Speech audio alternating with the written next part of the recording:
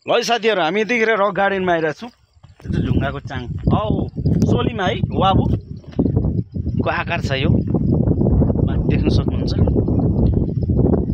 के खिच्दै गर्यो सोलीमा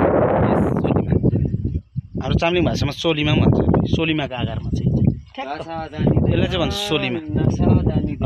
वाबु पनि भन्छ, तर वाबुको आकार अर्कै हुन्छ, अलिकति बिचमा फुम्रो हुन्छ होइन। टक्क रक गार्डनमा छौँ, रक गार्डन।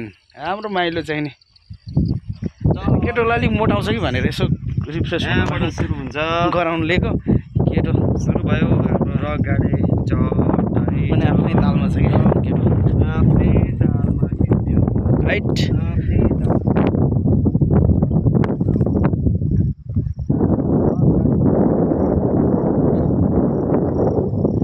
त्यो चाहिँ नि हामी यहाँदेखि सुरु पनि गर्छौँ, यहाँदेखि पनि सुरु हुँदो रहेछ क्या रक गार्डन।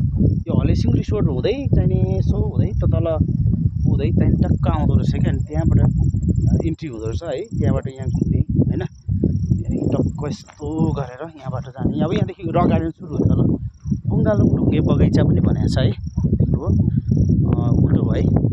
यसलाई चाहिँ म तपाईँलाई सुल्टाउँछु। ल यहाँ हेर्नुहोस् है, यो चाहिँ रक गार्डनको एउटा आकृति होइन। छक्क हेर्नुहोस् है, कोही यस्तो छ होइन।